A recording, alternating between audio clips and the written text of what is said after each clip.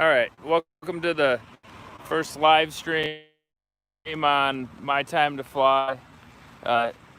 Maybe surprisingly, this isn't my typical video. I guess I'm not flying right now. More precisely, I just got home. Like many of us probably have, I've got more than one hobby. The wife really wanted a boat this year, so we got either. On the way home, I ran into a bit of an issue with the truck. I pull it with a 2006 Duramax. It's a Chevy Silverado Duramax. In my opinion, probably one of the best trucks ever built. It's got 287,000 miles on it and runs like a champ. You can tell I'm really struggling with the camera here. We'll get this thing in a good position. Anyways, I was coming home, and I typically drive down the road, try and pay attention to my gauges, of course, pay attention to my surroundings as well. And unbeknownst to me, about halfway home, my battery light comes on with a message that says battery not charging. Sometimes that can be an alternator go bad. Sometimes it can be a serpentine belt comes off. It just depends on what car you're driving. Same thing with an airplane. Depends on what plane you're driving and what systems you have for you to know what the problem might be. So we continued down the road. I figured I got two batteries. Even if the alternator went kaput, no big deal.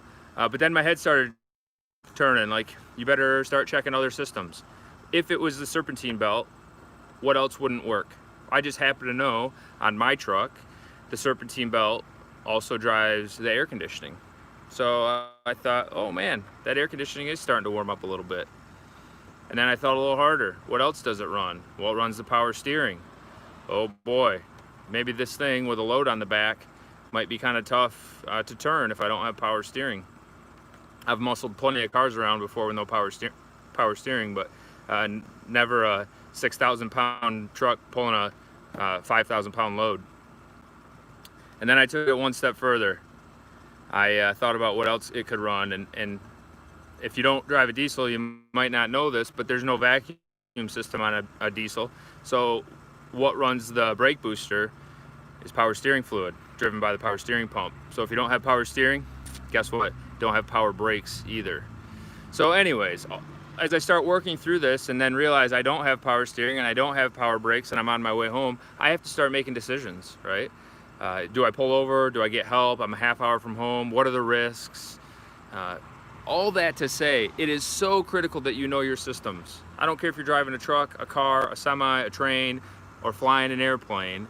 Maybe the risk is a little bit higher when you're flying an airplane, but you need to know your systems. You need to understand what is and isn't going to happen when something fails, what are the indications, and how do you cross-check them, right? So in this case, as I started rattling off the things that no longer worked, I realized that my serpentine belt was in fact gone or was thrown. But I knew the most important thing for me at that time was I got strong legs, I can stop this thing, power steering, and the water pump is driven off of the flywheel, or off of, it's gear driven off the front. So I knew that the engine was gonna stay cool, I wasn't gonna overheat it, and that I could get home. So sure enough, I got home.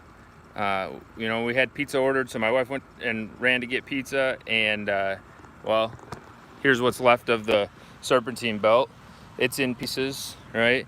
It was nice enough to remove itself for me.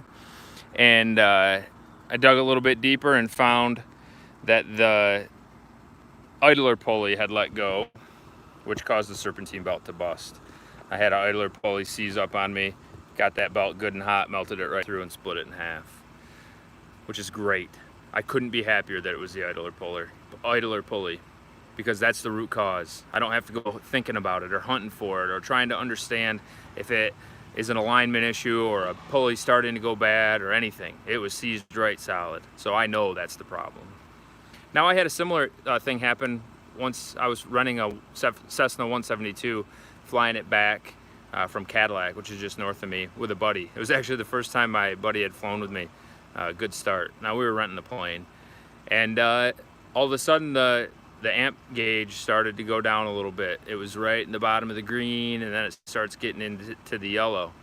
And I'll be honest, I wasn't that confident.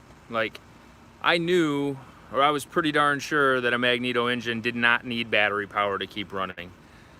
I knew that, yeah, we might lose our radios, maybe we'll lose our flaps, and I was pretty confident, but not 100% confident on the mag side, because I just hadn't educated myself. So in anything that you're operating, I just encourage you to educate yourself, try and understand what systems are in your plane or in your car, and how you can troubleshoot on the fly, how you can diagnose by what you see and feel, and then understand what kind of action you have to take. I know we are very risk adverse in the aviation industry, rightfully so. Lives are at risk. There's a lot on the line.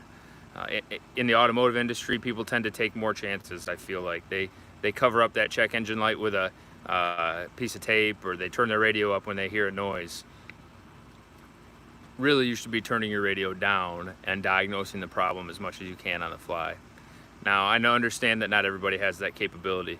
Find somebody who does. Find a friend, a family member. People like me, all we want to do is help others. I love working on my truck. I love working on my plane, my boat, whatever.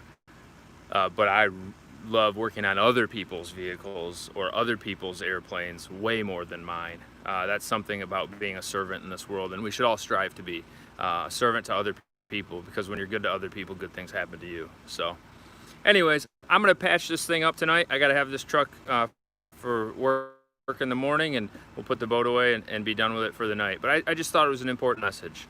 Focus on the why behind the what of learning your systems. There's so much power in understanding why your vehicle does what it does, why your airplane does what it does, beyond just having the knowledge. It could save your life someday. It will help you certainly make good decisions. And at the end of the day, who doesn't like learning something now and again?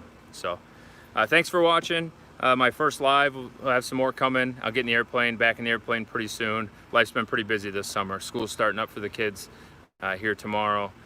And we're just trying to enjoy these last days of summer before it starts to cool off. So thanks for joining. We'll talk to you all later.